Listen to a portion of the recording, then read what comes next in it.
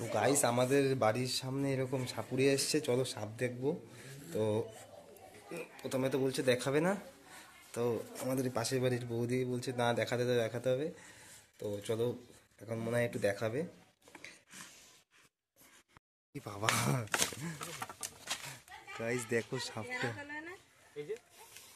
ওই তো গাইস দেখো সাপটা কত বড়।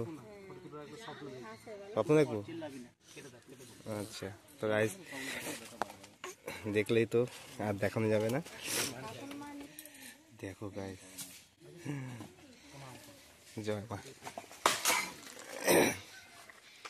একার জন্য আরিয়ান চলে এসছে ওখান থেকে ছুটে, ওই যে দাদা চলে যাচ্ছে সাপ দেখিয়ে।